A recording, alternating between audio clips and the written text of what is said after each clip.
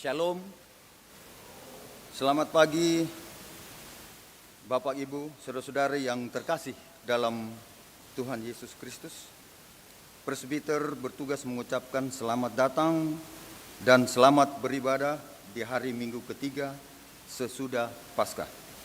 Kiranya kesetiaan beribadah kita merupakan ungkapan syukur nyata melalui hidup persekutuan yang membawa berkat bagi kita dan sesama. Pelayan firman pada ibadah pada pagi hari ini, Pendeta Charles J. Manumputi. Jemaat, mari berdiri, mari kita sambut kehadiran Tuhan melalui firman-Nya yang hadir di tengah-tengah kita.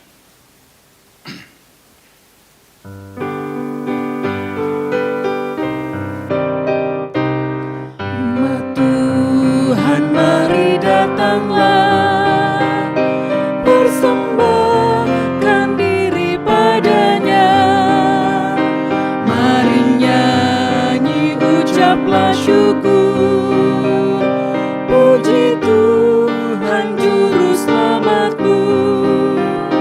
Masuklah ke pelataran-Nya, bernyanyi, bergemar, bersukacitalah. Ajaib dan besar Allahmu, lebih dari segala Allah. Hai umat, nyanyi dan bersorak-sorak, muliakan Allah Bapa Maha Kasih. Persembahkan dirimu ke hadapan-Nya dengan tulus hatimu. Hai umat-Nya,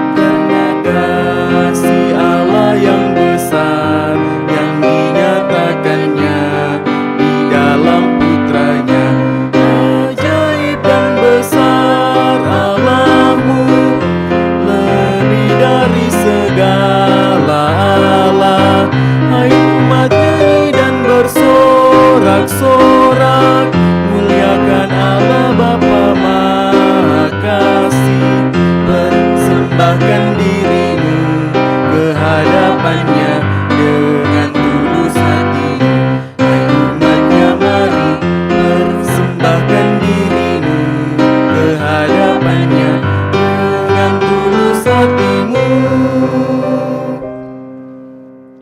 Saudara-saudara jemaat Tuhan, kita tabiskan ibadah minggu ketiga sesudah Paskah pada hari ini dengan mengaminkan bahwa pertolongan kita adalah dalam nama Tuhan yang menjadikan langit dan bumi.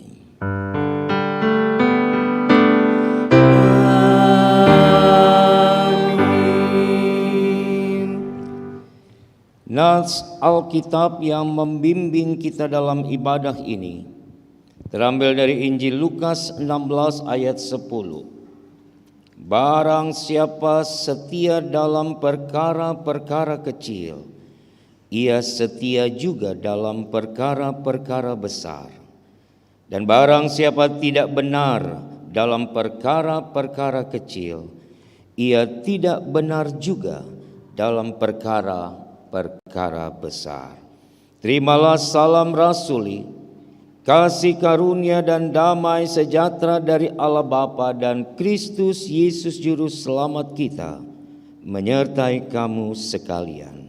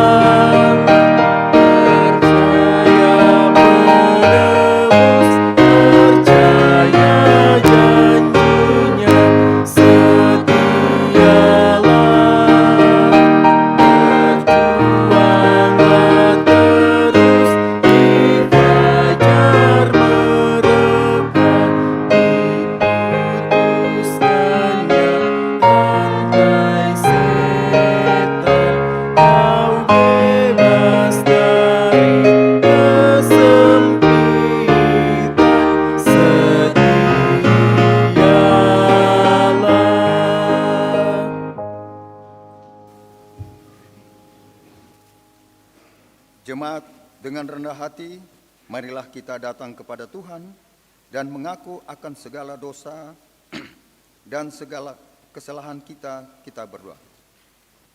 Ya Allah, Bapa Tuhan Yesus Kristus, ketika tangan dan kaki kami tidak seiring sejalan dengan kehendak-Mu, ketika ucapan dan pikiran kami menentang ajaran firman-Mu, ketika hidup beriman kami tidak mencerminkan sebagai umat yang telah ditebus oleh darah Kristus Yesus, kami memohon kepadamu, ampunilah kami. Tuhan melihat dan mendapati kami sebagai umat yang berdosa. Tuhan melihat dan mendapati akan kegagalan kami dalam menyatakan kasih Tuhan kepada sesama kami. Tuhan melihat dan mendapati akan kekerasan hati kami untuk hidup di dalam kasih-Mu. Bahkan seringkali kami hidup dengan mengikuti apa yang menurut kami benar dan mendatangkan keuntungan bagi pribadi kami. Kami memohon kepadamu, ampunilah kami, bersihkan dan kuduskanlah kami. Demi nama anak-Mu, Tuhan Yesus Kristus, penebus dosa-dosa kami. Amin.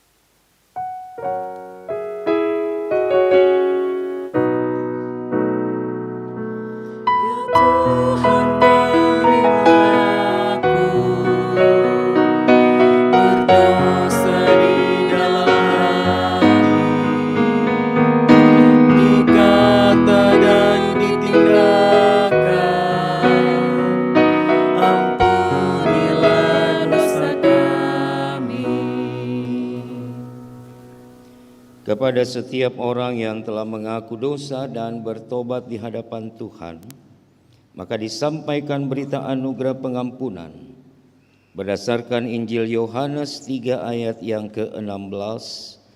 Karena begitu besar kasih Allah akan dunia ini, sehingga Ia telah mengaruniakan anaknya yang tunggal, supaya setiap orang yang percaya kepadanya tidak binasa, melainkan beroleh hidup yang kekal. Berdasarkan firman Tuhan ini, maka sebagai pelayan-pelayan Yesus Kristus kami memberitakan bahwa pengampunan dosa telah berlaku dalam nama Bapa dan Anak dan Roh Kudus.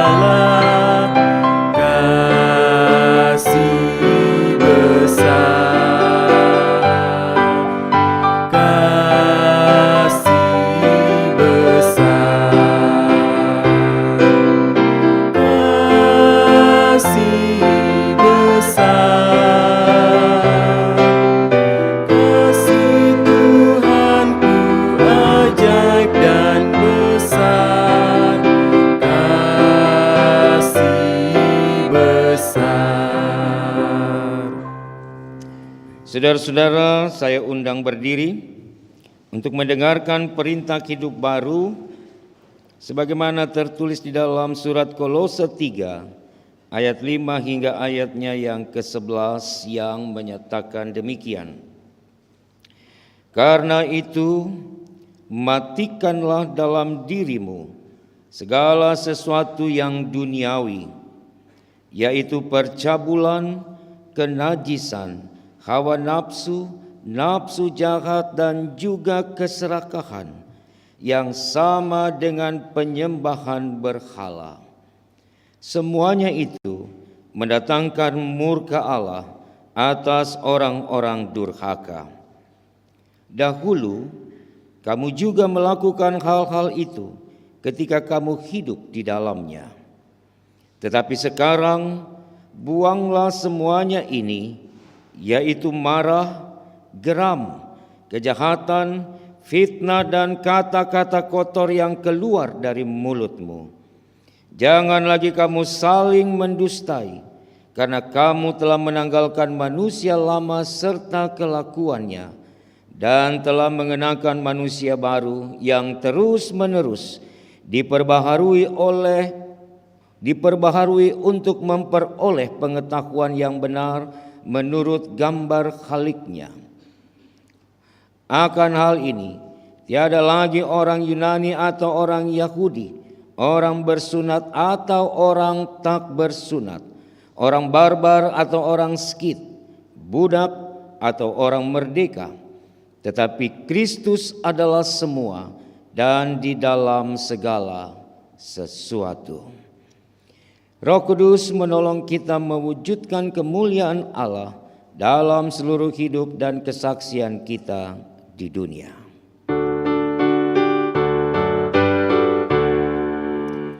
Kemuliaan bagi Bapa, Putra, dan Roh Kudus, seperti semula, kini dan terus, dan kekal selama-lamanya. Amin.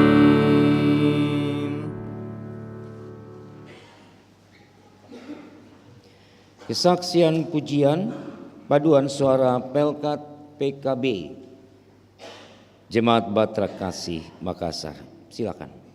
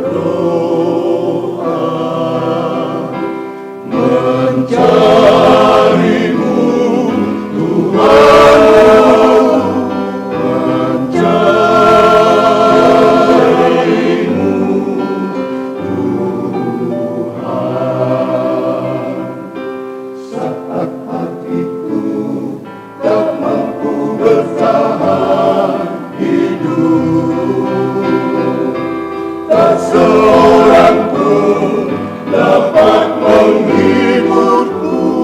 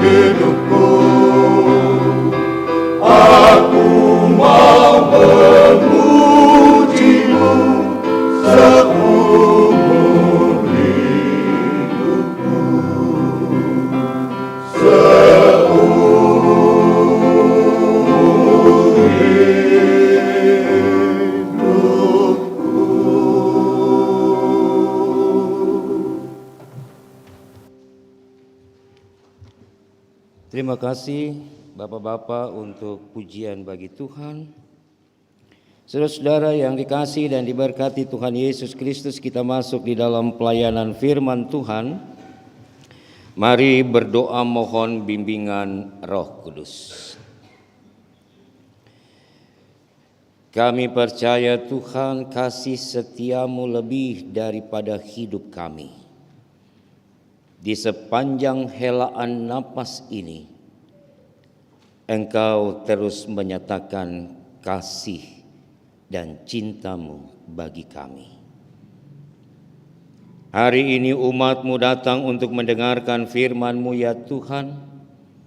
Tuntun dan bimbing kami dengan Roh Kudus-Mu, agar kami mampu mengerti dan melakukan firman Tuhan dalam perjalanan hidup beriman kami.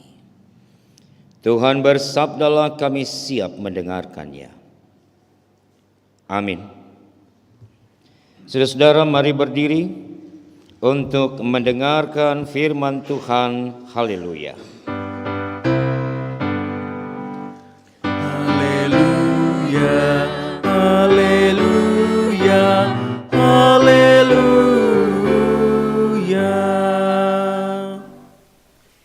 Firman Tuhan dalam Kejadian 3 ayat 1 hingga ayatnya yang kelima. Kejadian 3 ayat 1 yang sampai kelima yang menyatakan, adapun ular ialah yang paling cerdik dari segala binatang di darat yang dijadikan oleh Tuhan Allah. Ular itu berkata kepada perempuan itu, tentulah Allah berfirman, semua pohon dalam taman ini jangan kamu makan buahnya, bukan? Lalu sahut perempuan itu kepada ular itu, buah pohon-pohonan dalam taman ini boleh kami makan, tetapi tentang buah pohon yang ada di tengah-tengah taman, Allah berfirman, jangan kamu makan ataupun raba buah itu, nanti kamu mati. Tetapi ular itu berkata kepada perempuan itu, sekali-kali kamu tidak akan mati, tetapi Allah mengetahui bahwa pada waktu kamu memakannya, matamu akan terbuka dan kamu akan menjadi seperti Allah, tahu tentang yang baik dan yang jahat. Demikian pembacaan Alkitab. Firman Tuhan diam dengan segala kekayaannya di antara kamu, dan ucaplah syukur kepada Allah.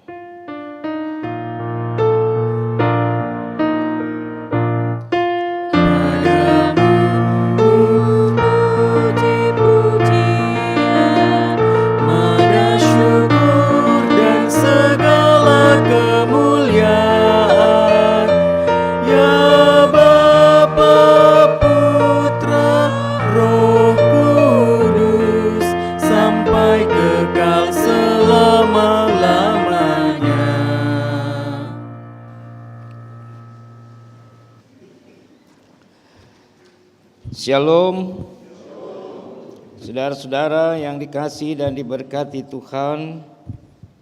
Saya minta saudara membuka Kejadian pasal 2. Kita mulai dari situ dulu. Kejadian pasal yang kedua ayat 16 dan ayat 17. Saya bacakan untuk kita bersama. Lalu Tuhan Allah memberi perintah ini kepada manusia. Semua pohon dalam taman ini boleh kau makan buahnya dengan bebas. Tetapi pohon pengetahuan tentang yang baik dan yang jahat itu, janganlah kau makan buahnya. Sebab pada hari engkau memakannya, pastilah engkau mati. Pertanyaannya, pada saat Tuhan Allah memberi perintah dalam ayat 16-17 di pasal 2, Hawa sudah ada atau belum? Hawa sudah ada atau belum di taman itu?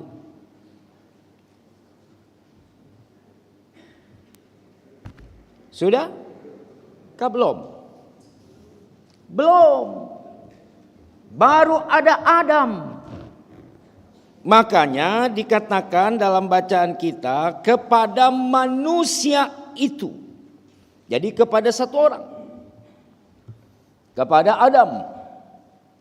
Tuhan Allah bilang, semua pohon dalam taman ini boleh kau makan buahnya dengan bebas. Tapi dalam bacaan kita di pasal 3 tadi saudara, mari perhatikan. Di ayatnya yang kedua. Ayat yang pertama bagian B. Tentulah Allah berfirman, semua pohon dalam taman ini jangan kamu makan buahnya, bukan? Kata siapa itu? Ular. Ada tidak perbedaan di pasal 2 ayat 16-17 dengan pasal 3 ayat 1b? Ada perbedaan enggak? Ada. Di ayat yang pertama dari pasal 3 bagian B, ular bilang buat Hawa, semua pohon dalam taman ini jangan kamu makan buahnya, bukan? Padahal di pasal 2 ayat 16-17 Tuhan Allah bilang untuk Adam, semua buah di taman ini boleh kau makan. Siapa yang mengerti di sini?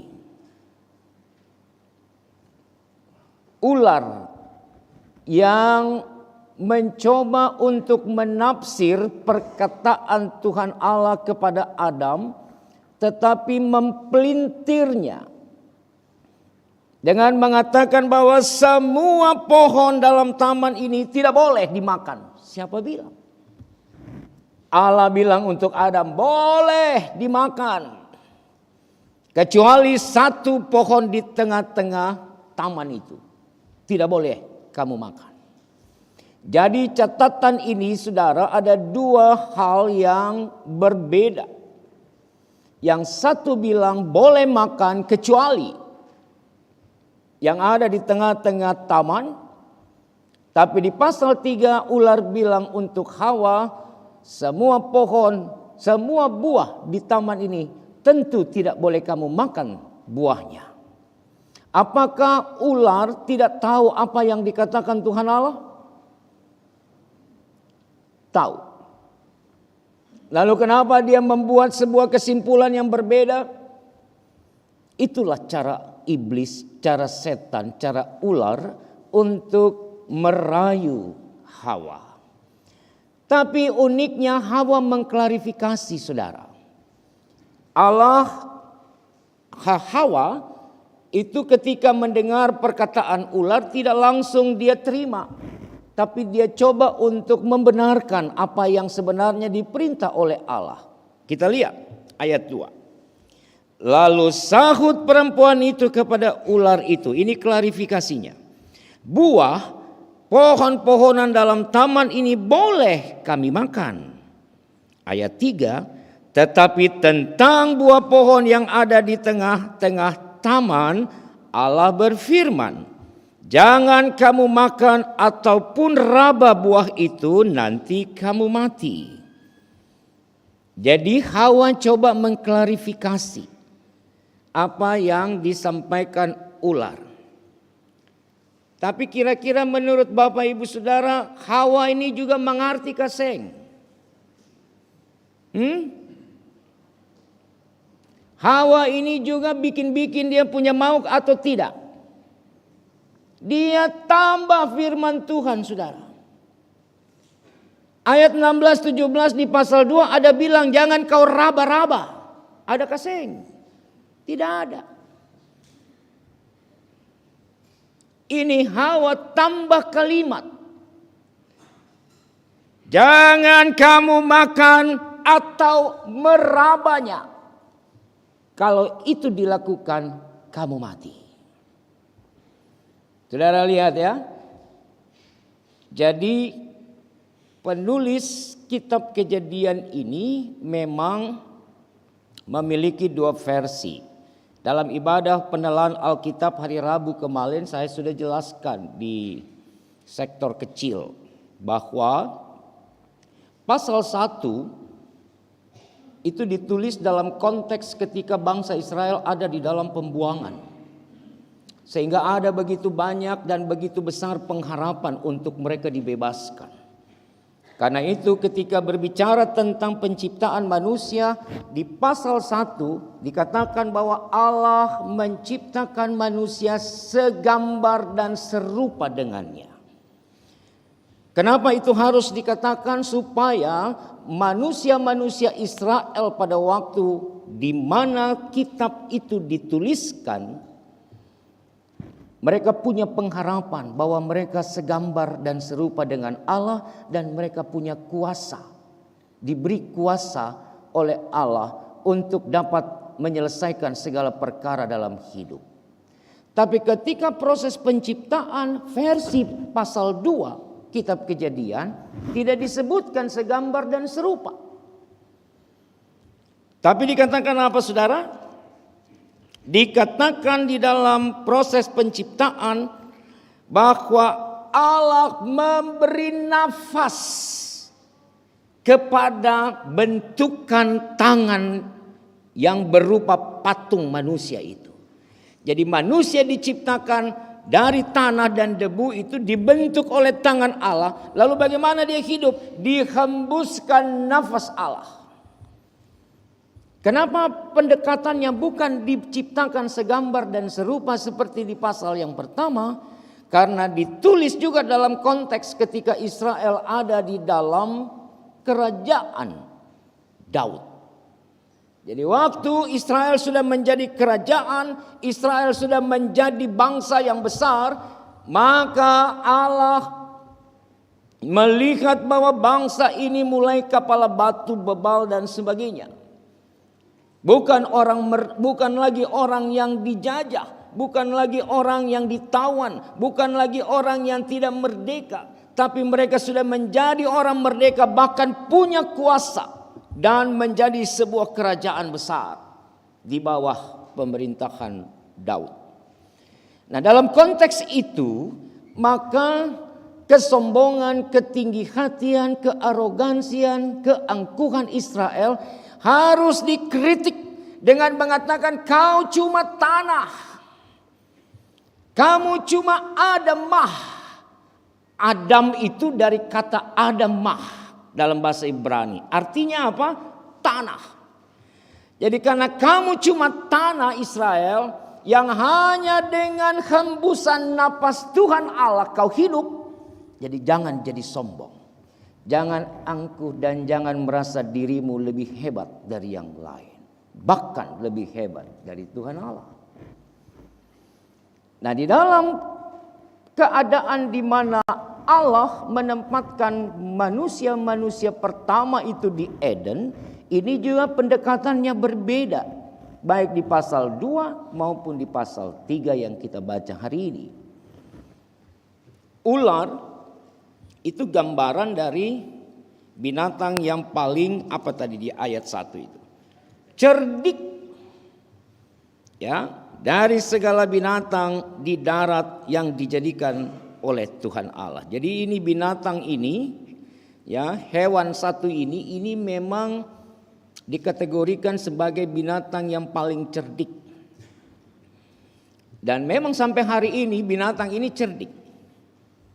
Dia tahu kapan dia menyerang, dia tahu kapan dia harus bersembunyi, dia tahu bagaimana dia harus memakan mangsanya sampai selesai, dan dia tahu kapan dia harus beristirahat untuk mencari makanan. Dan kemudian dalam waktu yang cukup panjang, setelah menelan mangsanya, maka dia akan kembali untuk mencari mangsa yang baru. Nah, si ular ini gambaran dari setan, dari iblis.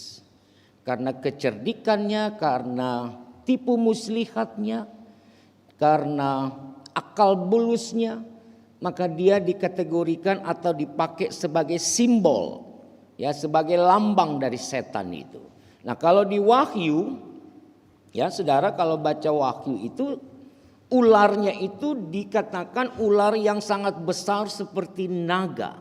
Itulah gambaran iblis, gambaran setan pada saat ia hadir dalam hidup manusia. Nah, ular atau simbol dari iblis ini, berdialoglah dia dengan sang perempuan. Dia tahu apa yang Tuhan Allah katakan kepada Adam. Dia tahu. Tapi sengaja dia pelintir kalimat itu untuk menjebak Hawa. Dan memang Hawa terjebak. Kenapa Hawa terjebak? Karena Hawa tidak hanya mengklarifikasi kalimat perintah yang disampaikan oleh ular, namun Hawa kemudian menambahkan hal yang tidak pernah disebutkan oleh Allah kepada Adam. Hawa mensejajarkan memakan dan meraba itu mereka mati. Padahal Allah tidak bilang kalau diraba pun buah itu kamu mati, tidak ada. 16-17 pasal 2 tidak bilang itu. Cuma bilang tidak boleh dimakan. Kalau kamu memakannya kamu mati. Berarti ketika dimasukkan di dalam mulut dan di dalam tubuhnya si Adam dan Hawa, barulah mereka terkategori mati dalam penilaian Allah. Raba-raba saja sempapa mau. Udah mati. Tapi ini Hawa dia coba untuk menambahkan sebuah hal supaya mau bilang bahwa dia paling tahu semuanya. Ular, you salah. Kau salah ular. Tuhan tidak bilang bahwa tidak boleh makan buah. Boleh. Tapi pohon ini tidak boleh. Jangankan dimakan, diraba saja kami mati. Hawa mulai tunjuk Hawa punya mengerti toh. Gitu. Jadi ketika ular coba untuk menggoda, ular coba untuk mengalihkan perhatian dan pengertian, pemahaman dan pengetahuan Hawa tentang perintah Allah bagi mereka. Maka Hawa mencoba untuk mengklarifikasi, namun menunjukkan bahwa dia lebih paham daripada si ular. Kemudian di dalam ayat berikutnya, ular tidak mau kalah, slah. Ular bilang seranganku gagal yang pertama. Lalu kemudian di ayat yang keempat, tetapi ular itu berkata kepada perempuan itu, sekali-kali kamu tidak akan mati. Ya, serangan kedua mulai masuk. Siapa bilang Hawa kau mati? Tidak. Tidak akan engkau mati kalaupun engkau makan. Itu Tuhan takut-takuti. Tuhan hanya bikin supaya kamu tidak pegang-pegang dan kamu makan itu buah. Nah, untuk mempertajam serangan keduanya dikatakan lagi ayat 5. Tetapi Allah mengetahui bahwa pada waktu kamu memakannya matamu akan terbuka dan kamu akan menjadi seperti Allah. Tahu tentang yang baik dan yang jahat. Ular tahu. Manusia punya kelemahan adalah kalau diangkat tinggi, kalau disanjung tinggi, kalau dielu-elukan tinggi, itu tapeper itu. Manusia siapapun kalau disanjung-sanjung terus, diangkat-angkat terus, pasti ada yang babato. Dan itu tanda bahwa pengakuan. Coba Bapak Ibu angkat-angkat orang. Sanjung dia terus. Kalau tidak naik dia punya pontalinga, kalau tidak naik dia punya rambut. Dan kalau orang yang sudah ada pada level itu, iblis paling tahu kelemahannya. Tinggal sebentar iblis banting satu kali, hancur. Ya. Nah ini iblis mau bikin buat Hawa ini, angkat dulu. Tidak mati. Tapi kalau kau makan juga, matamu terbuka dan Allah tidak mau dia disaingi. Karena pada saat engkau memakannya, engkau akan sama dengan Allah. Engkau akan sejajar dengan Tuhan. Engkau yang adalah ciptaan itu akan sama dengan sang kreatormu, sang penciptamu. Ayat 6 yang memang bukan bacaan hari ini, tapi lihat. Perempuan itu melihat, ayat 6, bahwa buah pohon itu baik untuk dimakan dan sedap kelihatannya. Ini sudah mulai masuk ini. Mau menjadi Allah dan sama dengan Allah. Lagi pula pohon itu menarik hati karena memberi pengertian. Lalu ia mengambil dari buahnya dan dimakannya dan diberikan juga kepada suaminya yang bersama-sama dengan dia, dan suaminya pun memakannya. Berjamaah melakukan dosa. Saudara-saudara, ini kisah yang mungkin saja hanya ada dalam khayalan sang penulis untuk menunjukkan bagaimana proses-proses demi proses penciptaan itu terjadi. Tapi sang penulis kitab Kejadian juga dituntun oleh Roh Allah untuk menuliskan kisah ini. Sehingga kita tidak bisa katakan ini fiktif. Kita tidak bisa katakan bahwa ini cerita bohong-bohongan. Tapi inilah gambaran yang mau dikatakan di dalam kitab suci ini, bahwa proses manusia jatuh di dalam dosa itu bukan karena kehendak Allah, tapi karena kehendak manusia untuk mereka sendirilah yang terjun bebas di dalam dosanya, dalam pilihan-pilihannya. Karena itu saya mau katakan, setiap keputusan, setiap pilihan dalam hidup pasti ada konsekuensinya. Saudara buat yang baik, saudara buat yang benar, saudara bikin senang hati Tuhan, konsekuensinya juga ada.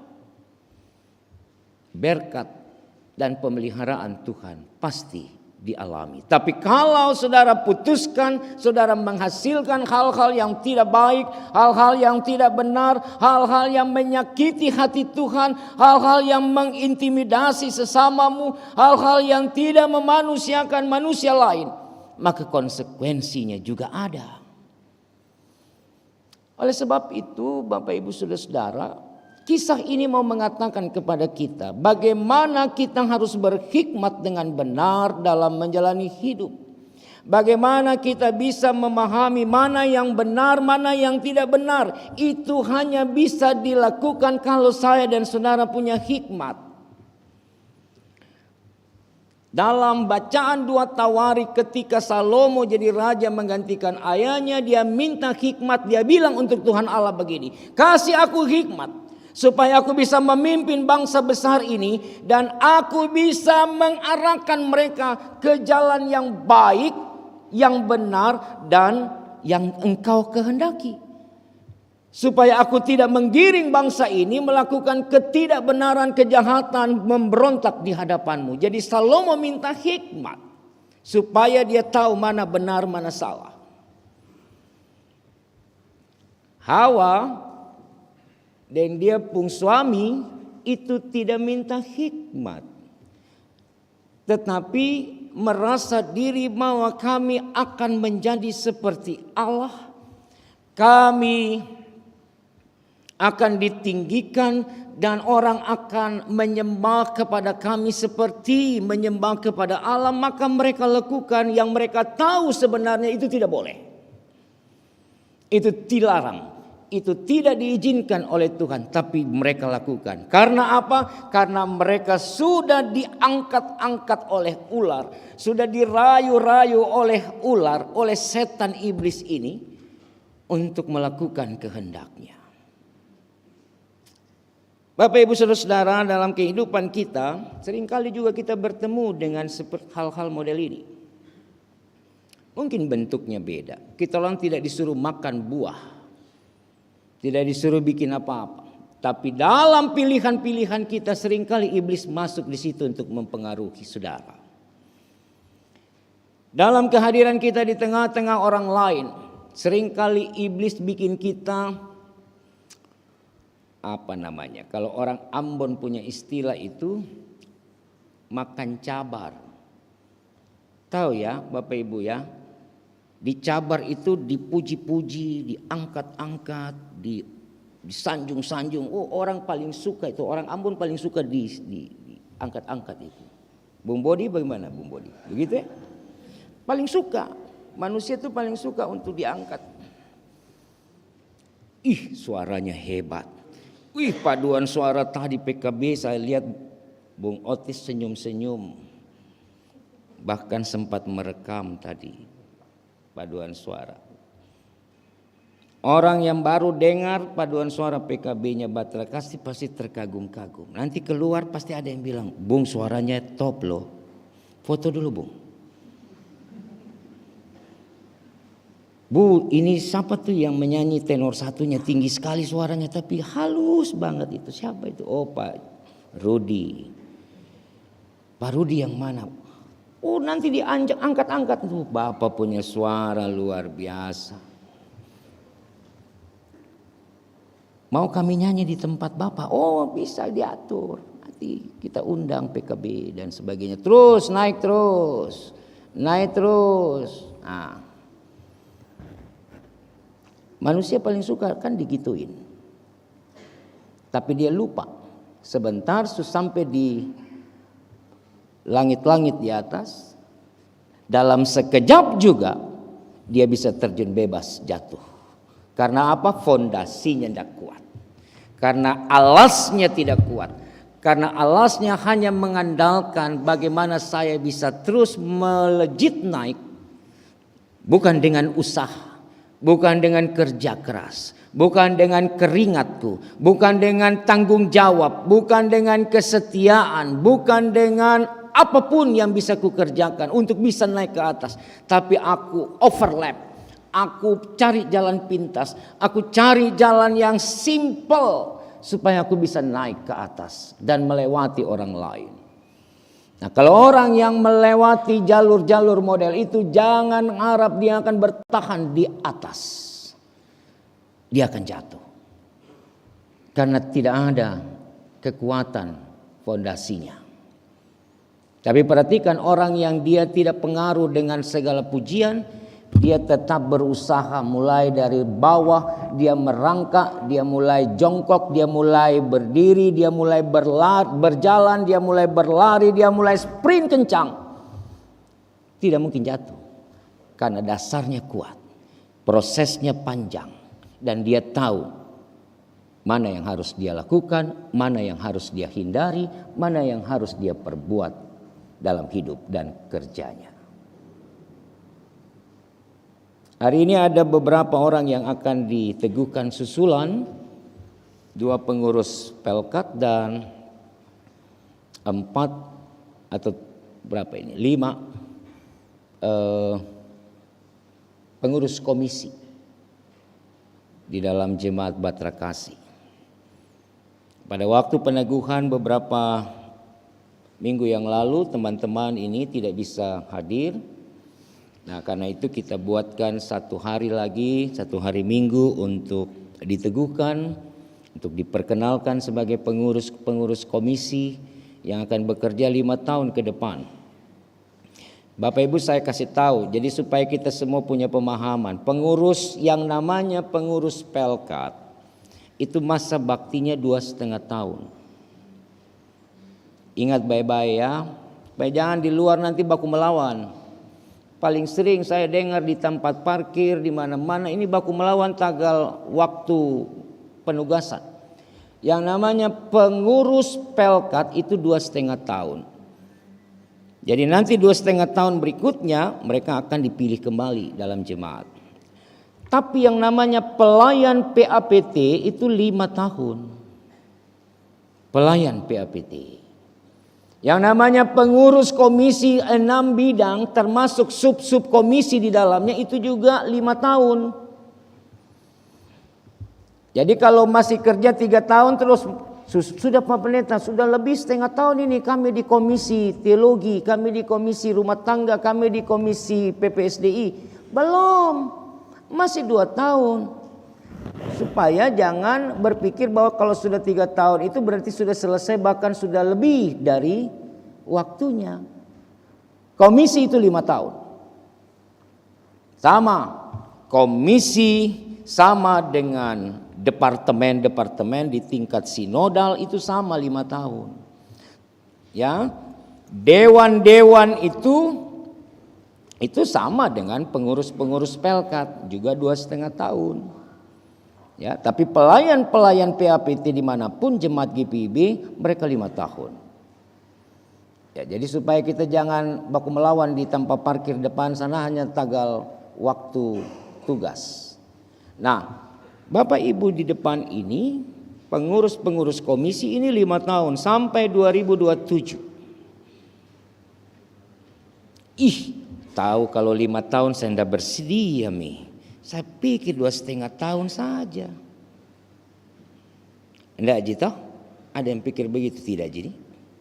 Kalau ini Pak PKB dan PA, ini dorang 2,5 tahun. Kecuali pelayan 5 tahun. Nah firman hari ini mau bilang begini. Dalam pelayanan seringkali ada banyak juga godaan tuh.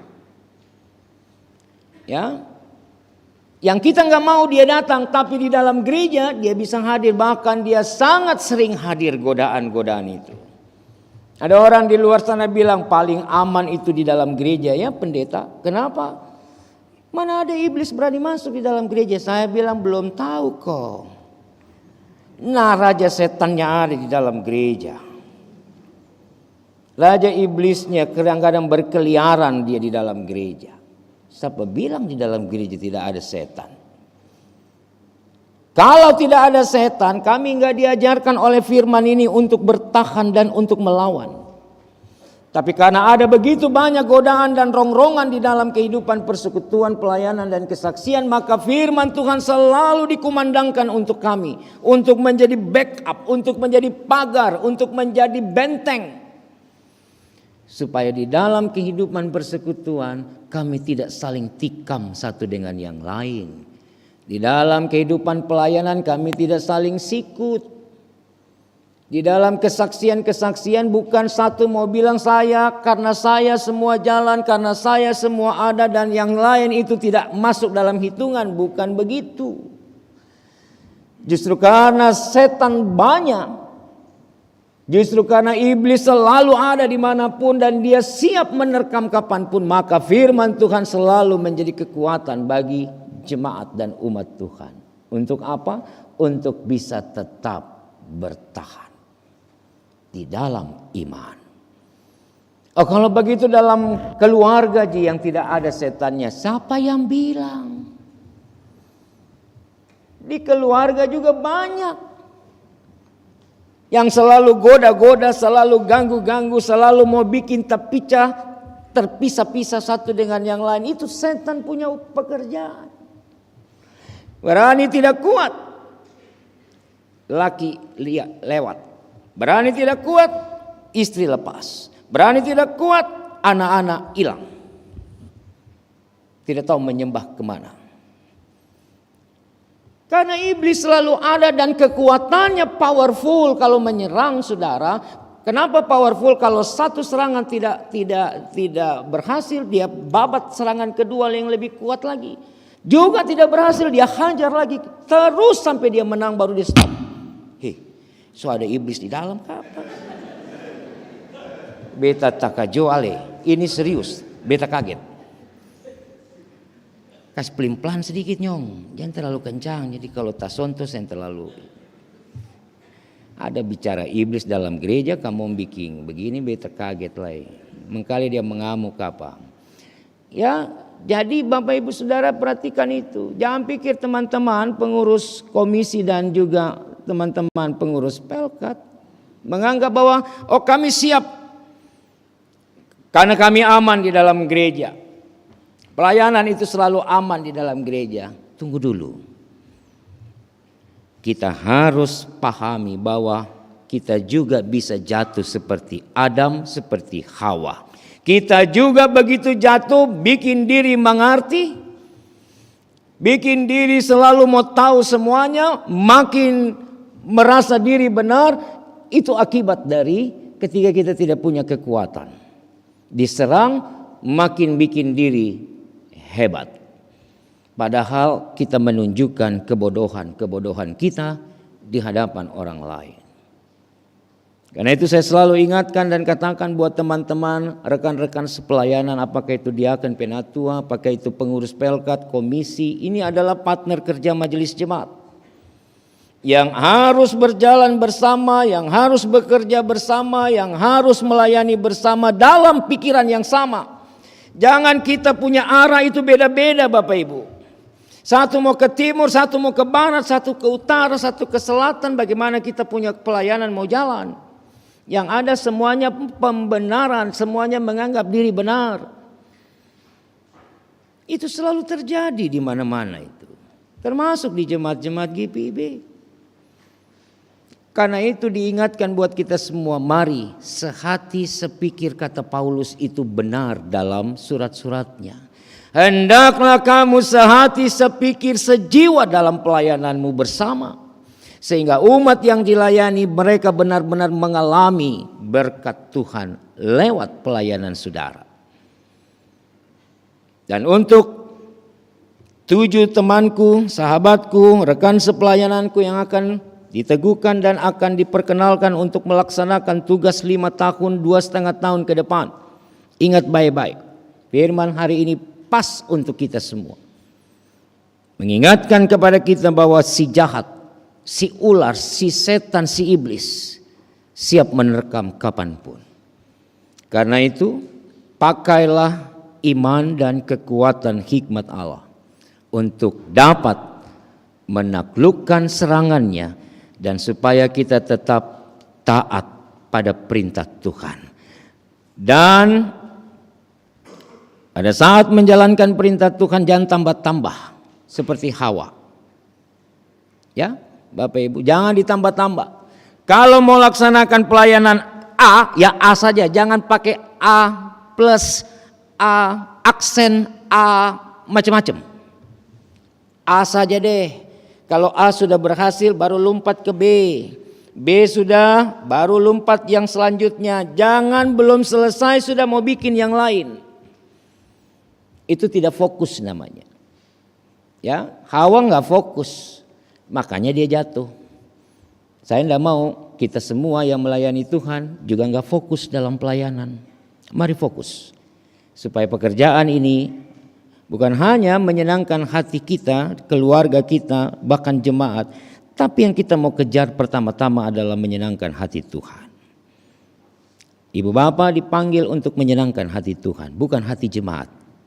Ingat, bukan hati jemaat. Karena tidak ada seorang pelayan yang ada dalam pelayanan dia bisa menyenangkan hati umat.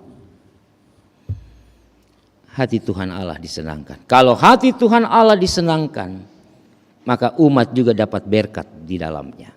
Tapi kalau pelayanan hanya mau menyenangkan hati sesama, itu yang nanti jadi makan cabar hari-hari. Karena mau senangkan orang punya keinginan setiap waktu. Jangan. Itu bukan pelayanan. Itu bukan pengabdian yang tulus. Kalau kita melayani di ladang Tuhan, layani dengan takut akan Tuhan dan menyenangkan hati Tuhan, bukan menyenangkan hati manusia. Selamat melayani. 7 sahabat dan rekan sepelayanan, mari berjalan bersama, mari mengabdi buat Tuhan bersama, dan ingatlah, tetap minta hikmat supaya saudara tidak jatuh, supaya saudara bisa tegak untuk terus melangkah dalam pelayanan ke depan. Amin.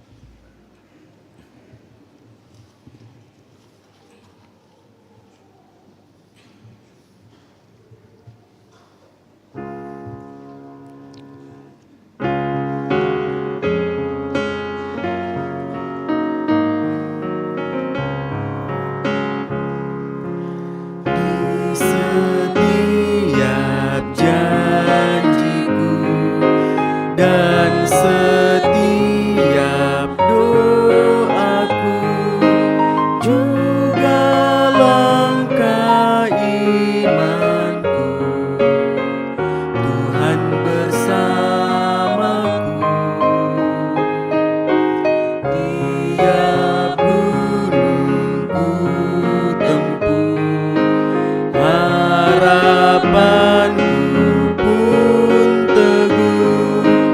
Rahmat Tuhan beserta, hanya anugerahnya. Tuhan beri anugerahnya, Tuhan beri kuasanya. Kristuslah di dalamku, aku menang bersamanya.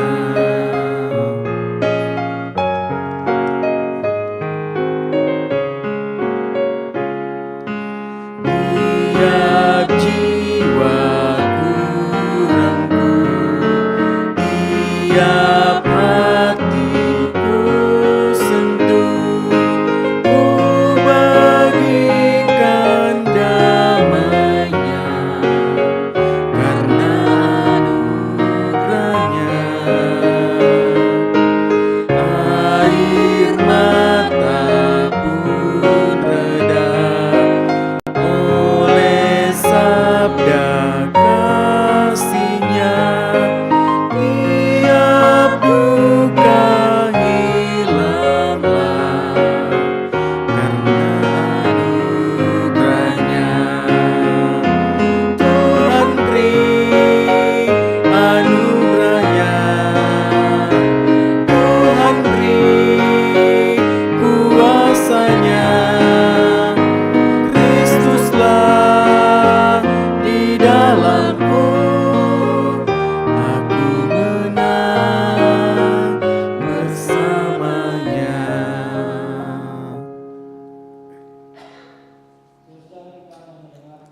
Bacaan surat keputusan Majelis Jemaat GPIB Batra Kasih Makassar.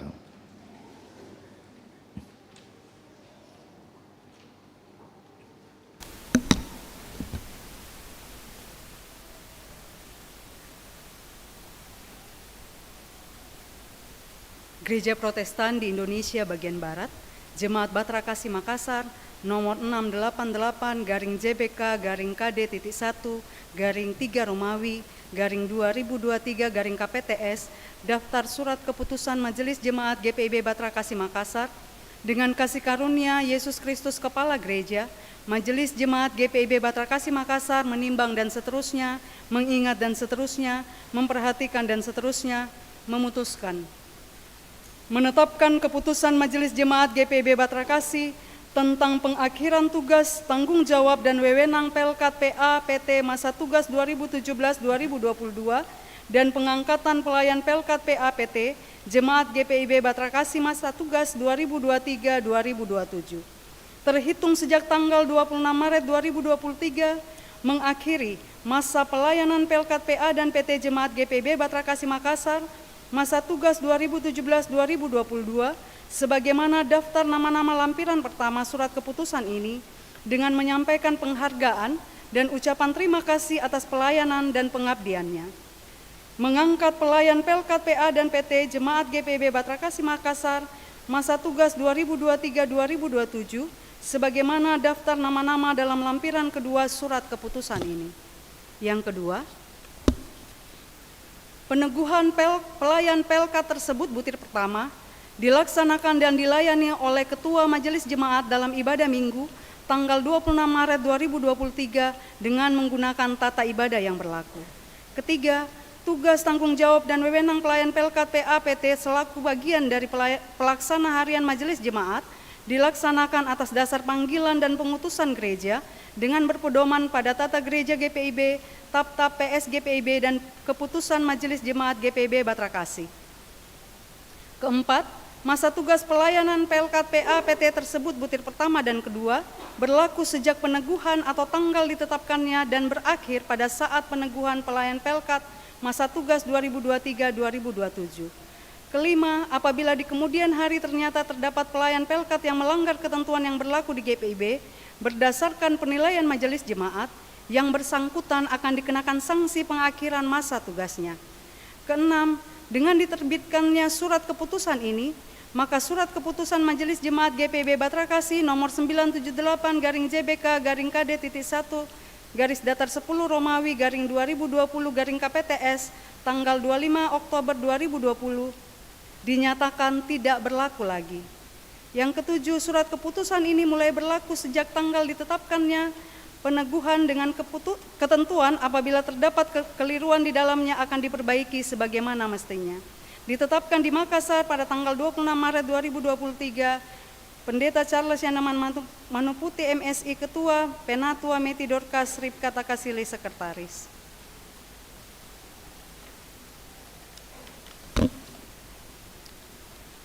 Lampiran SKPTS Majelis Jemaat GPIB Batrakasi Makassar nomor 688-JBK-KD-1-3 Romawi 2023-KPTS tanggal 26 Maret 2023 tentang daftar nama-nama pelayan Pelkat PA dan PT masa tugas 2023-2027 Jemaat GPIB Batrakasi Makassar. Untuk pelayan Pelkat PA dari sektor pelayanan 1, Stefli Theohard Immanuel Estefanus Padi.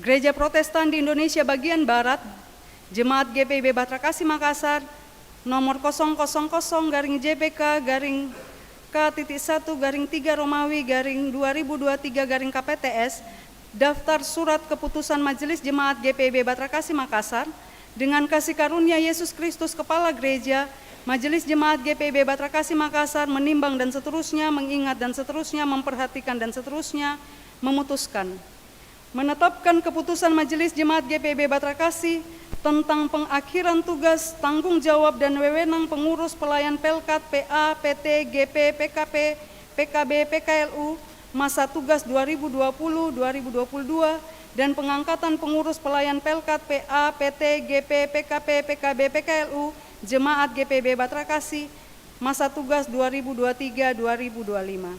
Terhitung sejak tanggal 26 Maret 2023 mengakhiri kepengurusan Pelkat PA, PT, GP, PKP, PKB, PKLU Jemaat GPIB Batrakasi Makassar masa tugas 2020 sampai 2022 sebagaimana daftar nama-nama lampiran pertama surat keputusan ini dengan menyampaikan penghargaan dan ucapan terima kasih atas pelayanan dan pengabdiannya. Mengangkat pengurus pelayan Pelkat PA, PT, GP, PKP, PKB, PKLU Jemaat GPIB Batrakasi Makassar masa tugas 2023-2025 sebagaimana daftar nama-nama dalam lampiran kedua surat keputusan ini. Yang kedua, peneguhan pengurus pelayan Pelkat tersebut butir pertama dilaksanakan dan dilayani oleh Ketua Majelis Jemaat dalam ibadah Minggu tanggal 26 Maret 2023 dengan menggunakan tata ibadah yang berlaku. Ketiga, tugas tanggung jawab dan wewenang pengurus Pelkat ke-6 Pelkat yang selaku bagian dari pelaksana harian Majelis Jemaat dilaksanakan atas dasar panggilan dan pengutusan gereja dengan berpedoman pada tata gereja GPIB, Tapta PS GPIB dan keputusan Majelis Jemaat GPIB Batrakasi. Yang keempat, masa tugas pengurus pelayan ke-6 Pelkat tersebut berlaku sejak peneguhan atau tanggal ditetapkannya dan berakhir pada saat peneguhan pengurus pelayan Pelkat masa tugas 2023-2025. Yang kelima, apabila di kemudian hari ternyata terdapat pengurus atau pelayan Pelkat yang melanggar ketentuan yang berlaku di GPIB, berdasarkan penilaian Majelis Jemaat, yang bersangkutan akan dikenakan sanksi dan pengakhiran masa tugasnya. Yang keenam, dengan diterbitkannya surat keputusan ini, maka surat keputusan Majelis Jemaat GPIB Batrakasi nomor 978-JBK-K-1-10 Romawi 2020-KPTS tanggal 25 Oktober 2020 dinyatakan tidak berlaku lagi. Surat keputusan ini berlaku sejak tanggal ditetapkannya dengan ketentuan apabila terdapat kekeliruan di dalamnya akan diperbaiki sebagaimana mestinya. Ditetapkan di Makassar pada tanggal 15 Maret 2023, Majelis Jemaat, Pendeta Charles Yaneman Manuputi MSI Ketua, Penatua Meti Dorcas Ripka Takasili Sekretaris.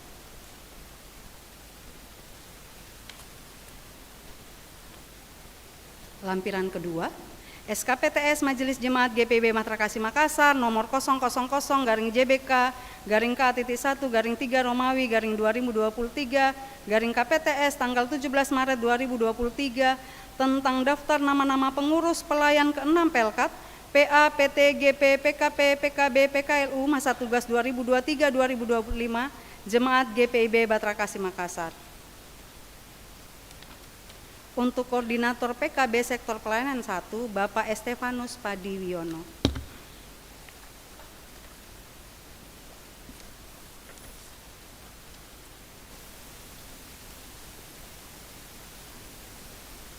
Gereja Protestan di Indonesia bagian Barat, Jemaat Matra Kasih Makassar, nomor 0000-JBK-KD-1-3 Romawi, _2023 KPTS, daftar surat keputusan Majelis Jemaat GPIB Matra Kasih Makassar, dengan kasih dan karunia Yesus Kristus Kepala Gereja, Majelis Jemaat GPIB Matra Kasih Makassar menimbang dan seterusnya, mengingat dan seterusnya, memperhatikan dan seterusnya, memutuskan, menetapkan keputusan Majelis Jemaat GPIB Jemaat Matra Kasih Makassar tentang pengangkatan, penetapan, susunan, dan unit misioner Komisi Teologi Persidangan Gerejawi, Subkomisi Katekisasi, Subkomisi Musik Gerejawi, Komisi Pelkes, Subkomisi Krisis Center, Subkomisi Diakonia, Subkomisi Perkunjungan dan Doa, Subkomisi Duka, Komisi Germasa, Komisi PPSDI PPK, Komisi PEG, Subkomisi Rumah Tangga, Subkomisi Penghitung Kolektor, dan Komisi Infokom Litbang.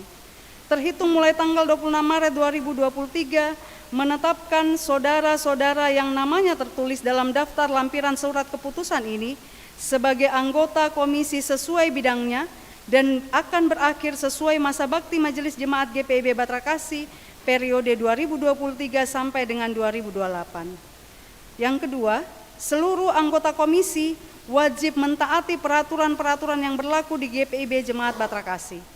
Yang ketiga, masing-masing komisi bertanggung jawab kepada pelaksana harian majelis jemaat sesuai dengan bidangnya. Keempat, surat keputusan ini berlaku sejak tanggal ditetapkan dengan ketentuan apabila terdapat kekeliruan akan diperbaiki sebagaimana mestinya. Ditetapkan di Makassar pada tanggal 26 Maret 2023, Pendeta Charles Yaneman Manuputi MSI Ketua, Penatua Meti Dorcas Rip Katakasili Sekretaris.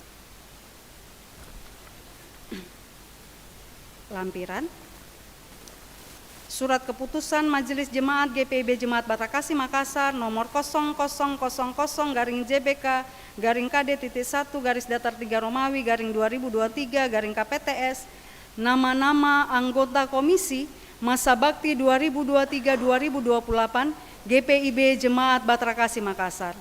Komisi Teologi Persidangan Gerejawi, Ketua Bapak Penatua Jimmy Sibala, anggota Ibu Marla Makaleu Rumengan. Subkomisi Pelayanan dan Kesaksian Subkomisi Diakonia, Ketua Ibu Sonya Beni, Sekretaris Ibu Vivi PM Rumiap Sangian. Subkomisi Perkunjungan dan Doa, Ketua Bapak Nowihatu, Sekretaris Ibu Yeni Esomokil Patasik. Subkomisi Duka, Ketua Saudara Farlin Renaldi Sambung Aling. Komisi PPSDI dan Peningkatan Peranan Keluarga, Ketua Ibu Prima Parasmeswari F. Slat Prasetyo, anggota Bapak Arisandi Hengki Susanto Rumbu. Komisi Pembangunan Ekonomi Gereja, Subkomisi Rumah Tangga, Ketua Ibu Suprihartati Sigers, anggota Ibu Marlin Watimena Mahodim. Demikian pembacaan SK. Terima kasih. Jemaat Tuhan, sekarang kita akan melangsungkan peneguhan saudara-saudara ini sebagai pengurus dan pelayanan kategorial dan juga pengurus komisi. Dengarlah penjelasan terkait dengan jabatan diaken dan penatua tentang gereja, bahwa sejak semula Allah menunjukkan rahmat-Nya kepada bangsa-bangsa lain dengan memilih dan menguduskan suatu jemaat dari antara mereka bagi namanya untuk memberikan perbuatan-perbuatan besar dari Dia. Dan Ia menghendaki agar jemaatnya itu diperlengkapi bagi pekerjaan pelayanan dan bagi pembangunan tubuh Kristus. Tentang pelayanan kategorial, Dalam melayani dan membangun tubuh Kristus, seluruh unsur jemaat turut mengambil bagian secara bersama. Namun demikian, tidak semuanya mempunyai tugas yang sama, karena masing-masing anggota adalah dengan karunia-Nya sendiri-sendiri. Karunia yang diberikan Allah kepada tiap-tiap orang secara khusus menurut kehendak-Nya. Pelayanan kategorial, pelayanan anak, persekutuan teruna, gerakan pemuda, persekutuan kaum perempuan, persekutuan kaum bapak, persekutuan kaum lanjut usia adalah wadah pembinaan dan pelayanan sekaligus sebagai wadah penyaluran karunia-karunia khusus tersebut. 3. Tentang pengurus pelayanan kategorial. Pengurus pelayanan kategorial dan pelayan PA, PT, dan komisi dipilih untuk membina anggota agar dapat adanya untuk pelayanan demi kemuliaan Allah di dalam Kristus. Pengurus pelayanan kategorial PAPT dan juga komisi-komisi adalah para pelaku misi yang bersama para pejabat, diakan, penatua, dan pendeta melaksanakan tugas memperlengkapi warga jemaat bagi pekerjaan pelayanan dan pembangunan tubuh Kristus. Pengurus pelayanan kategorial harus melaksanakan tugasnya, pembinaan dan pelayanannya dengan rajin dan penuh keikhlasan. Rasul Paulus katakan, siapa yang memberi pimpinan, hendaklah ia melakukannya dengan rajin. Kepada saudara-saudara yang telah dipilih sebagai pengurus pelayanan kategorial dan pelayan PAPT serta komisi-komisi, dengarlah amanat Tuhan Yesus sebagai berikut. Yang pertama, nasihatilah saudara-saudaramu yang sudah dipercayakan kepadamu, supaya mereka menguasai diri dalam segala hal. Dan jadikanlah dirimu sendiri suatu teladan dalam berbuat baik.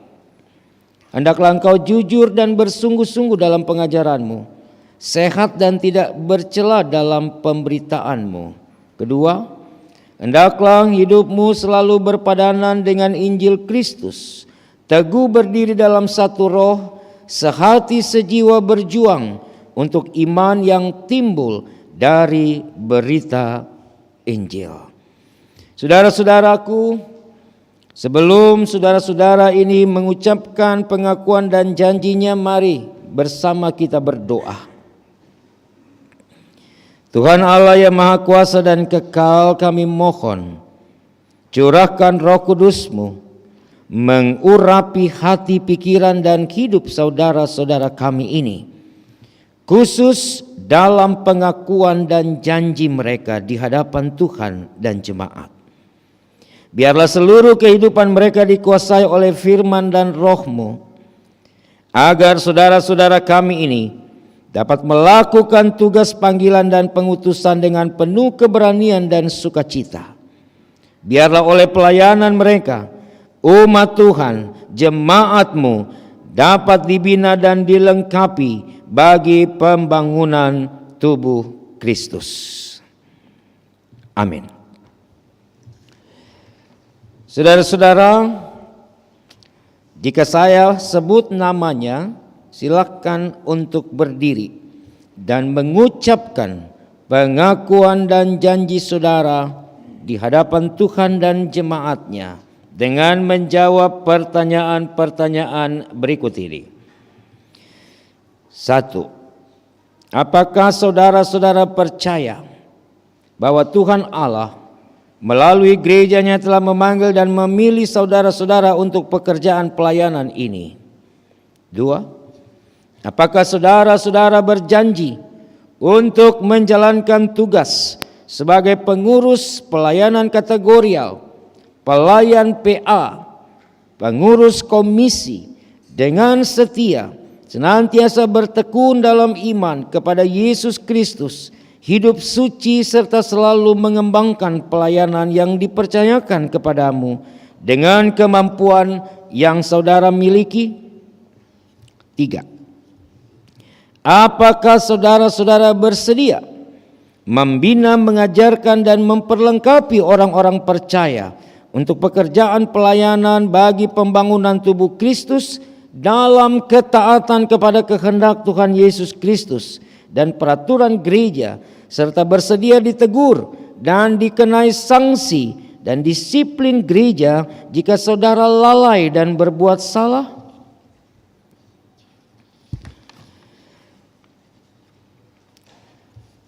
Saudara Marla Makaleu Rumengan, apakah jawabmu kepada Allah di hadapan jemaatnya sebagai saksi? Ya, dengan segenap hatiku. Saudara Vivi Rumiap Sangian, apakah jawabmu kepada Allah di hadapannya sebagai saksi? Ya, dengan segenap hatiku. Saudara Stefli Theohard Padi Wijono, apakah jawab saudara kepada Allah di hadapan jemaatnya sebagai saksi? Ya, dengan segenap hatiku. Saudara Estepanus Padi Wijono, apakah jawabmu kepada Allah di hadapan jemaatnya sebagai saksi? Ya, dengan segenap hatiku. Saudara Yeni Somokil Patasik, apakah jawabmu kepada Allah di hadapan jemaatnya sebagai saksi? Ya, dengan segenap hatiku. Saudara Arisandi Hengki Susanto Rumbu, apakah jawabmu kepada Allah di hadapannya sebagai saksi? Iya, dengan segenap hatiku. Saudara Marlin Watimena Mahodim, apakah jawabmu kepada Allah di hadapan jemaatnya sebagai saksi? Ya, dengan segenap hatiku.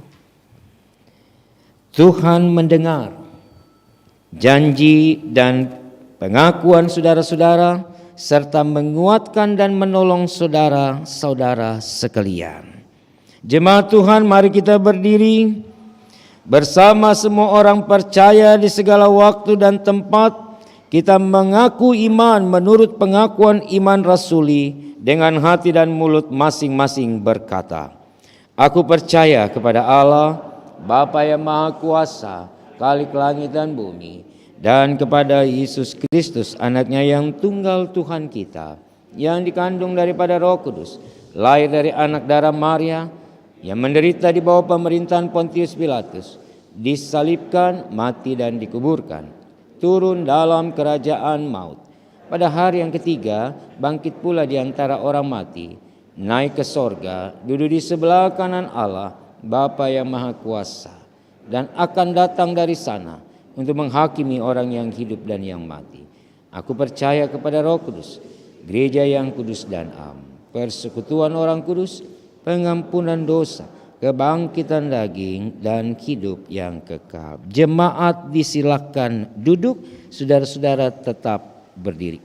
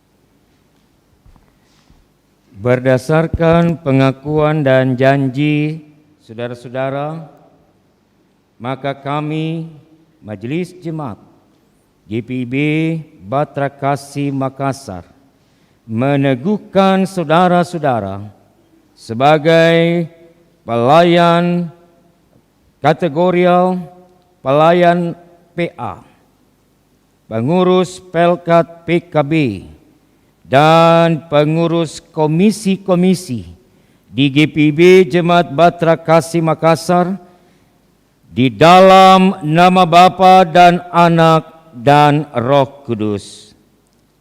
Amin. Pelayan PA dan pengurus PKB silakan berlutut.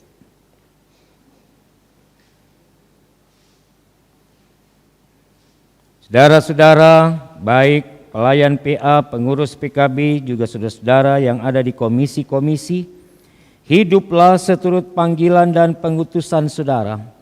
Laksanakan tugas pelayananmu dengan setia dan terimalah berkat Tuhan. Allah Bapa Maha Kuasa yang telah memanggil dan memilih kamu di dalam Yesus Kristus, kiranya memperlengkapi kamu dengan kasih karunia dan kuasa Roh Kudus untuk melakukan kehendak-Nya dan mengerjakan di dalam kamu segala yang baik dan berkenan kepadanya oleh Yesus Kristus. Bagi Dialah kemuliaan sampai selama-lamanya.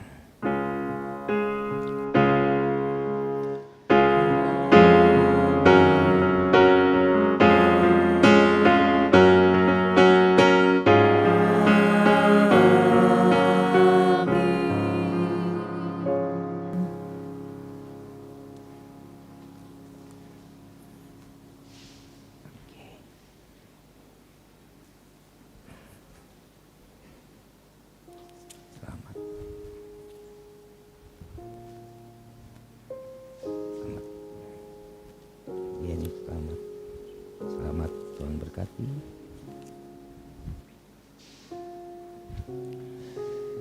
Saudara-saudara pengurus Pelkat dan komisi dipersilakan menghadap ke jemaat. Saudara-saudara, warga jemaat yang diberkati Tuhan, sambutlah para pengurus pelayanan kategorial dan pelayan PA, pengurus PKB dan komisi-komisi ini dengan penuh sukacita. Hormatilah mereka yang akan bekerja di antara kamu, yang akan membina, mengajar dan memperlengkapi kamu sekalian untuk pekerjaan pelayanan dan pembangunan tubuh Kristus. Junjunglah saudara-saudara ini dalam kasih karena pekerjaan mereka, serta hiduplah selalu dalam damai seorang dengan yang lain. Kami menyambut dan mendukung pelayanan mereka. Saudara-saudara dipersilakan kembali menghadap altar. Disilakan untuk duduk.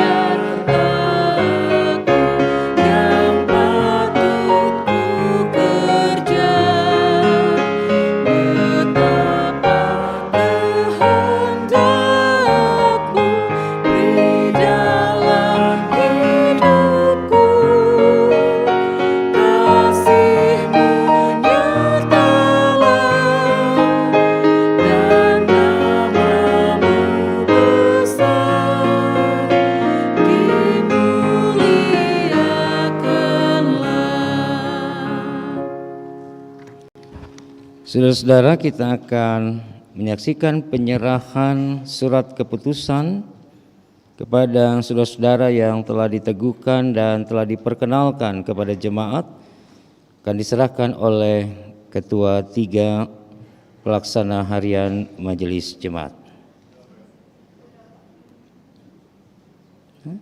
Oh sudah. Mari kita masuk di dalam doa. Tuhan, biarlah firman-Mu yang telah melawat kami dapat kami pahami dan kami lakukan.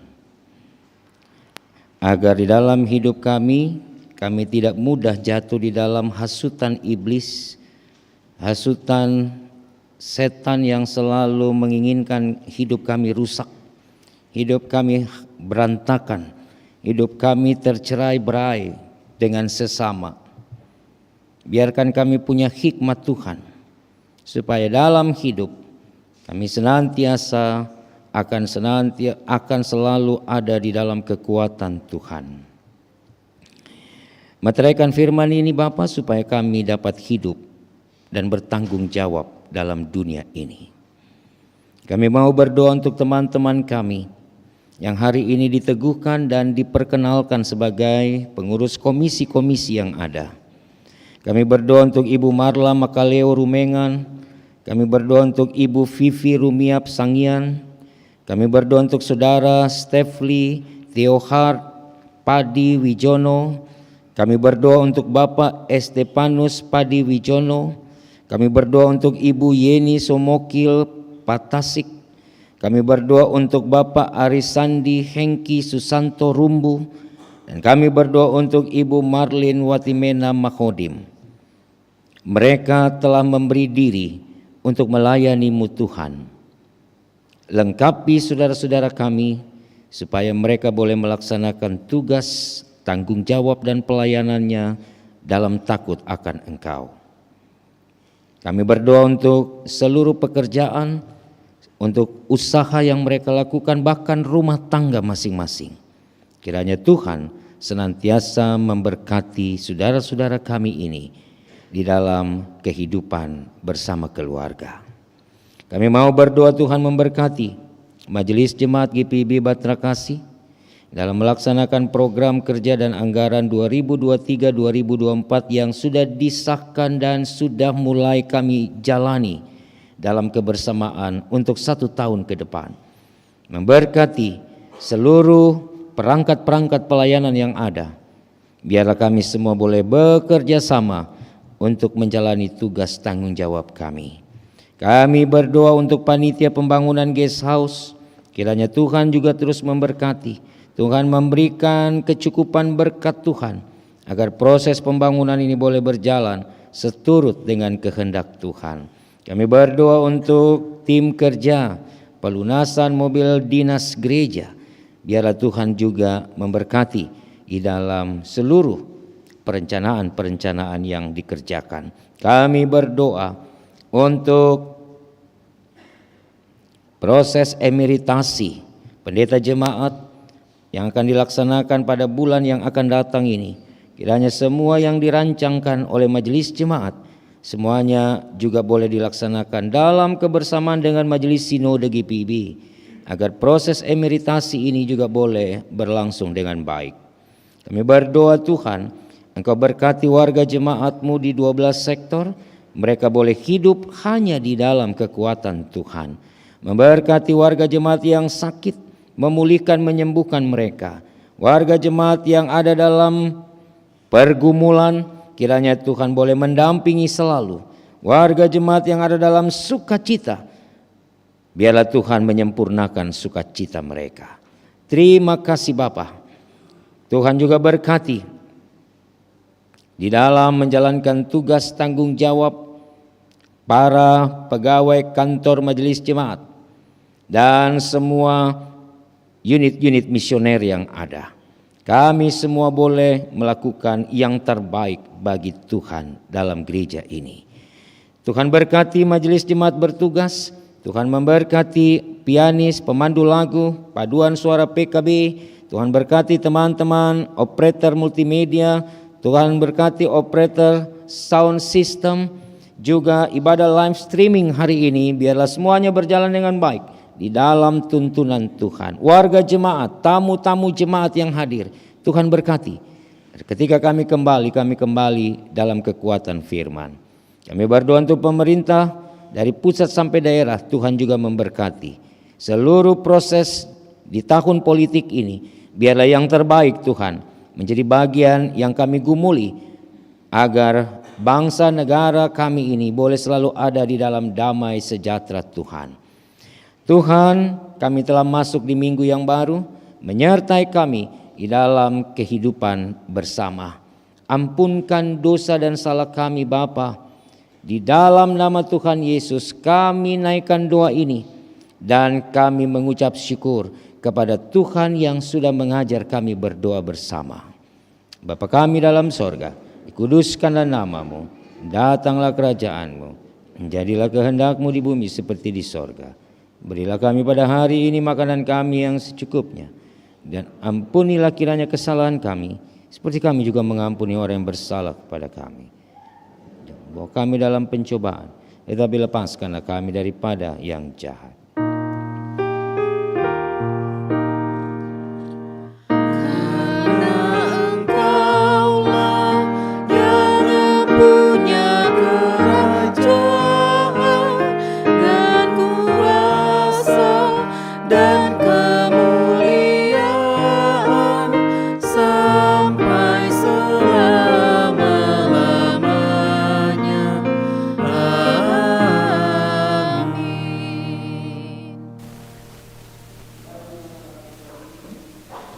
Untuk kedua kali dipersilakan untuk memuji Tuhan.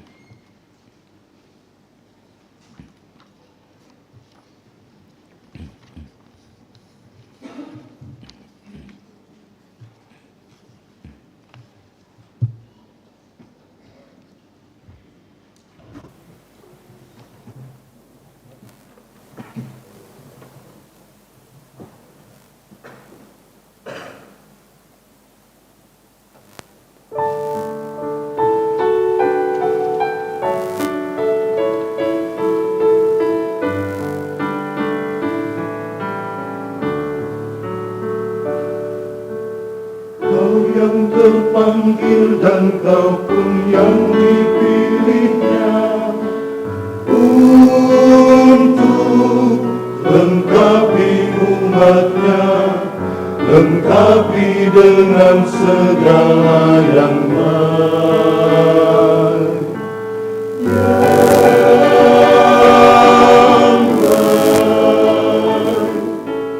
Dirimu kau beri Tuhan yang mengurapi,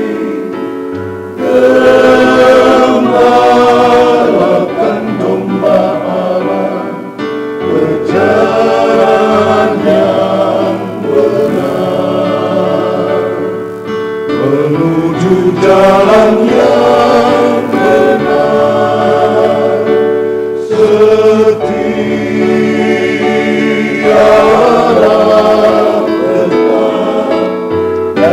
dalam tugasmu, seperti mentari menghadirkan pagi suci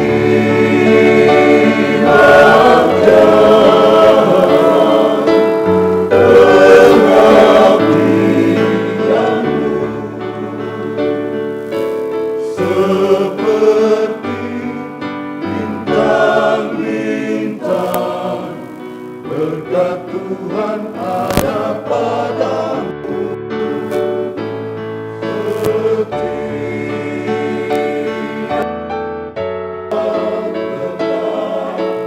dalam tugasmu, seperti mentari menghadirkan pagi.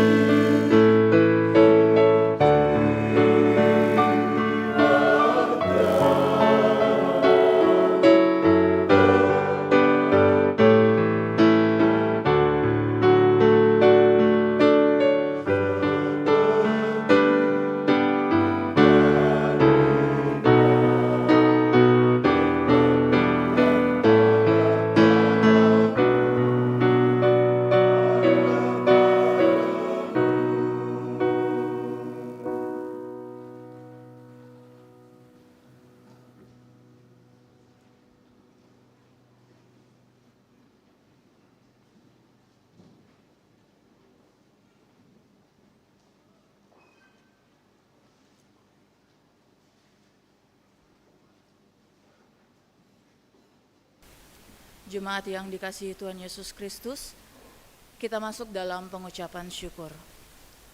Marilah kita menyatakan persembahan syukur dan persepuluhan kepada Tuhan di dalam ibadah ini melalui persembahan, guna mendukung pelayanan gereja dengan mengingat pesan Alkitab dalam 1 Tawarik pasal 16 ayatnya yang ke-29 yang mengatakan, "Berilah kepada Tuhan kemuliaan namanya, bawalah persembahan dan masuklah menghadap Dia.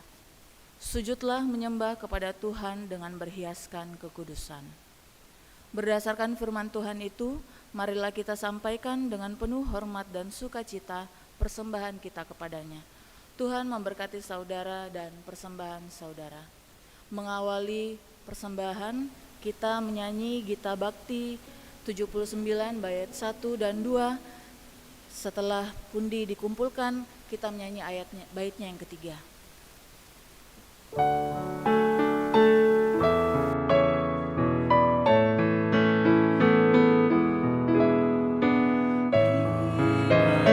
Engkau punya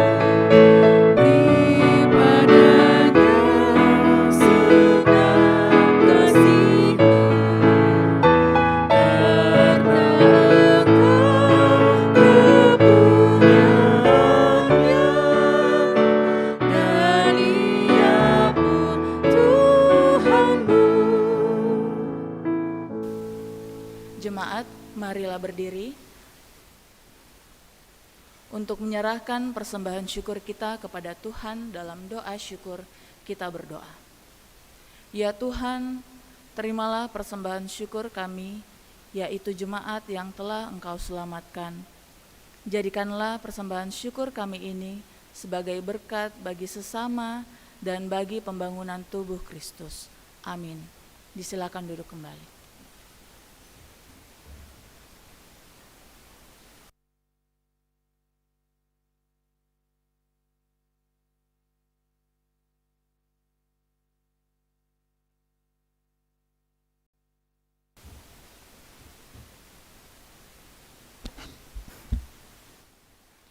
Harta Jemaat, Bidang Teologi, Majelis Jemaat GPI Bahtera Kasih mengucapkan terima kasih kepada pelayan firman Bapak Pendeta Charles J. Manuputi, pelayan liturgis, majelis yang bertugas,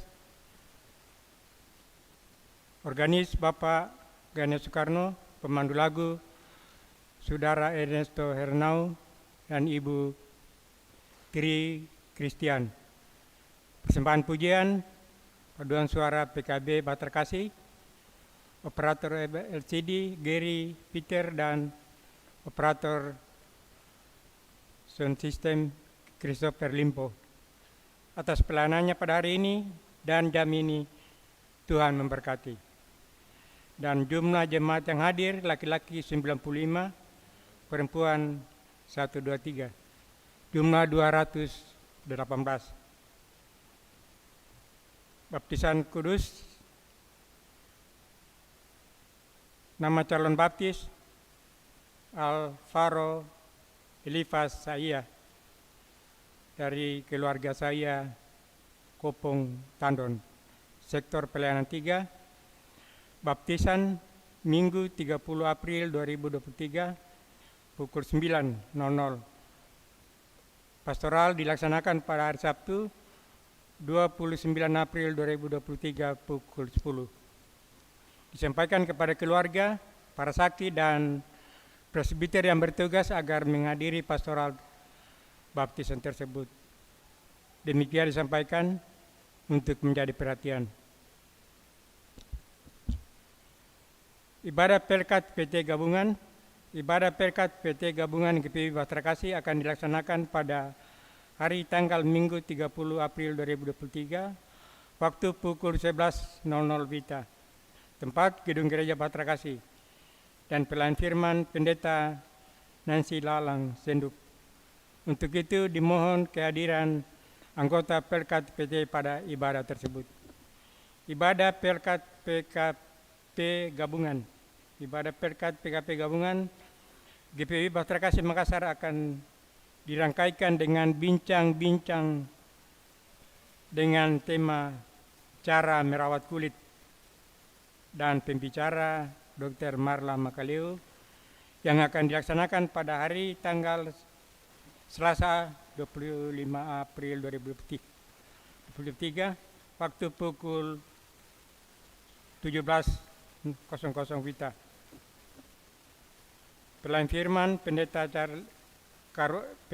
Caroline Kusianto Tatiwakeng, pemandu lagu Ibu Mia Sarumpait, dan organis Ibu Hermina Tatiwakeng Tonombala.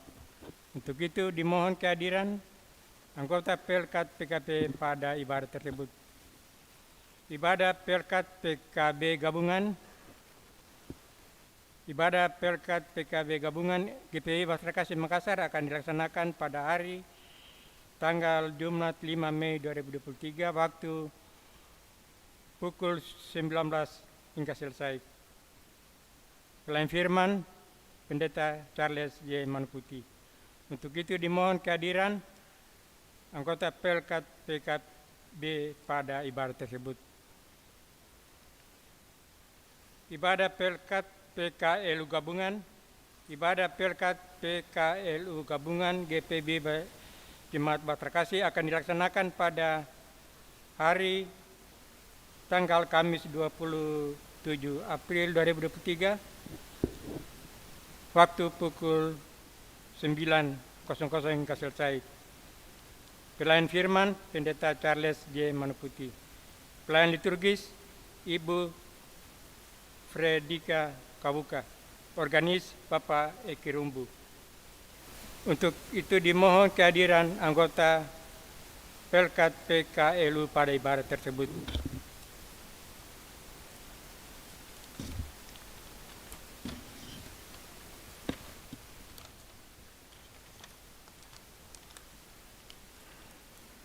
Pendaftaran kategorisasi anggota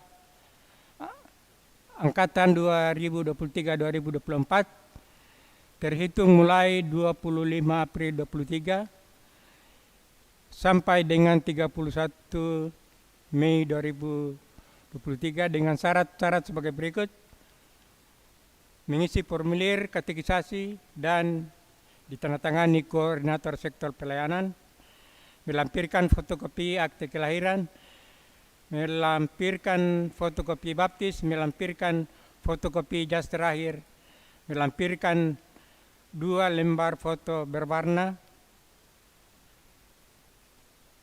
merah ukuran 3x4 serta berkas dimasukkan dalam map warna hijau. Formulir dapat diambil di kantor majelis jemaat setiap hari kerja pukul 9.00 hingga 17.00 WITA.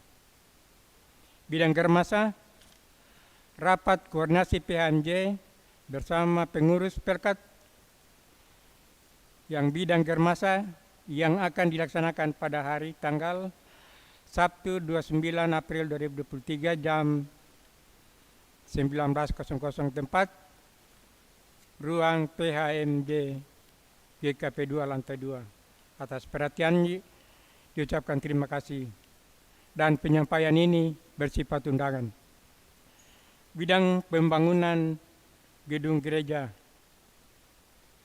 Laporan sepekan kegiatan panitia pembangunan Guest House GPI Bahtera Kasih periode tanggal 13 April 2023 sampai dengan 19 April 2023, yaitu pemasangan batu merah untuk dinding ruangan dan rencana pekerjaan untuk minggu depan melanjutkan pekerjaan pemasangan ring balok dan kebutuhan material yang diperlukan adalah besi beton diameter 8, 10, dan 12 inch, kawat beton, batu merah, semen, pasir campuran, dan chipping. Lokasi pembangunan Guest House, Jalan Tidung, Jalan Todopuli 4, setapat 13, nomor 10 Makassar. Dan rekening pembangunan Guest House, Bank BPD Sulselbar dengan nomor 140 202 000 1344 atas nama GPB Bahtera Kasih. Informasi donasi Ibu Mariana Mahodim, Wakil Bendahara, telepon PA 081 524142 228. Demikian disampaikan, atas perhatian diucapkan terima kasih. Majelis Jemaat GPI Bahtera Kasih menyampaikan terima kasih atas setiap bentuk bantuan yang diberikan kepada Bapak dan Ibu untuk menunjang kegiatan pelayanan Jemaat Bahtera Kasih. Tuhan memberkati. Makassar 21 April 2023, pelaksana harian Majelis Jemaat Penatua Alexander Wirawan Rumbu, Ketua 5, dan Penatua Metider Takasili, Sekretaris. Terima kasih. Saudara-saudara, mari kita berdiri. Pergilah dengan damai sejahtera Tuhan ke dalam kehidupan saudara, dan lakukanlah firman Tuhan yang telah saudara dengar.